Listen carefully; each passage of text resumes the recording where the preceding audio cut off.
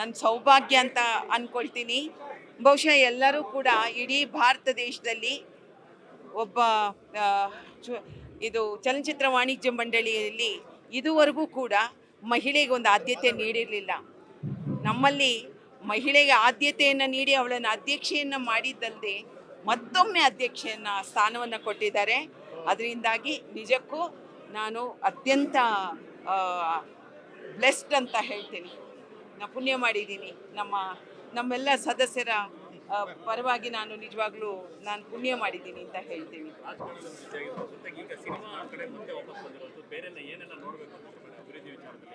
ಮೊದಲು ನಮ್ಮ ಹೊಸ ನಿರ್ಮಾಪಕ, ಹಳೆ ನಿರ್ಮಾಪಕರು, ಪ್ರದರ್ಶಕರು, ಸಿಂಗಲ್ ಥಿಯೇಟ್ರ್ ಪ್ರಾಬ್ಲಮ್ಮು, ಹಾಗೆ ಮಲ್ಟಿಪ್ಲೆಕ್ಸ್ಗೂ ಪ್ರಾಬ್ಲಮ್ಮು, ಮತ್ತು ಈ OTT ಪ್ರಾಬ್ಲಮ್ಮು, ಆಮೇಲೆ UFO, ಕ್ಯೂಬು, ಇವೆಲ್ಲವೂ ಸಮಸ್ಯೆಗಳು ಅನೇಕ ಇದೆ.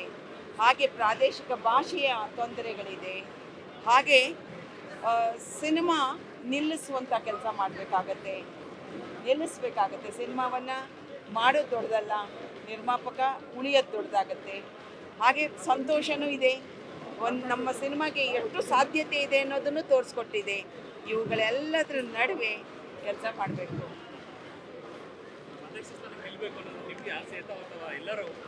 ಇಲ್ಲ, ನಾನು ಕನಸಲ್ಲೂ ನೆನೆಸಿರಲಿಲ್ಲ. ನನಗೆ ರಾಕ್ಲೈನ್ ವೆಂಕಟೇಶ್ ಸರ್ ಬಂದು ನೀವು ಆಗಬೇಕು ಅಂತ ಹೇಳು.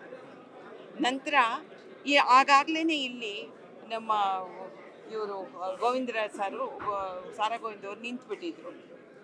ನಾನು ಹೋಗಿ ಅವ್ರನ್ನ ಕೇಳಿದೆ, ಸರ್ ನಾನು ನಿಂತ್ಕೊಳ್ಳ, ಹೀಗೆ ಕೇಳ್ತಿದ್ದಾರೆ, ರಾಕ್ಲೈನ್ ಸಾರೇ ಕೇಳ್ತಿದ್ದಾರೆ, ಏನು ಮಾಡೋದು ಅಂತ. ಒಂದು ಕ್ಷಣಕ್ಕೇನೆ ಅವರು ಒಬ್ಬ ಮಹಿಳೆಗೆ ಅವರು ತೋರಿಸಿದಂಥ ಔದಾರ್ಯ ಇದೆ ನೋಡಿ, ನಾನು ನಿಜವಾಗ್ಲೂ ಮೆಚ್ಕೋಬೇಕು.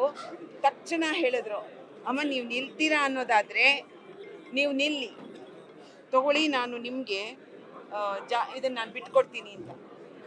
ಒಂದು ಕಿಂಚಿತ್ ಕೂಡ ಅವರು ಆಚೆ ಈಚೆ ಯೋಚನೆ ಮಾಡಲಿಲ್ಲ. ಹಾಗೆ ಎಲ್ಲ ನನ್ನ ಮಾಜಿ ಅಧ್ಯಕ್ಷರು, ಈಗಿರೋಂಥ ನರಸಿಂಹ ಸಾರಿಂದ ಹಿಡಿದು ಪ್ರತಿ ಒಬ್ಬ ಮಾಜಿ ಅಧ್ಯಕ್ಷರು ಕೂಡ ನನಗೆ ಬೆಂಬಲಿಸಿದ್ರು.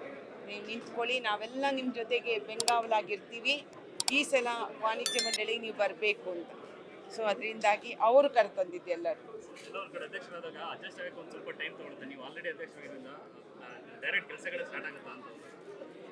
ಏನಿಲ್ಲ, ಕೆಲಸ ಶುರುವಾಗುತ್ತೆ. ನೀವು ನೋಡ್ತಾ ಇರಿ, ನಮಗಿನ್ನೇನೂ ಇಲ್ಲ, ಬರೀ ಕೆಲಸ ಮಾಡಬೇಕು.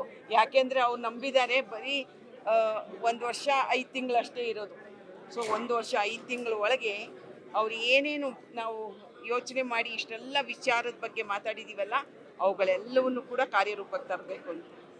ಧನ್ಯವಾದ. ನಿಮ್ಮೆಲ್ಲರೂ ಸಹಕಾರವನ್ನು ನೀಡಿದ್ದೀರಿ. ನಿಮ್ಮೆಲ್ಲರಿಗೂ ಕೂಡ ನಾನು ಕೃತಜ್ಞಳಾಗಿದ್ದೇನೆ.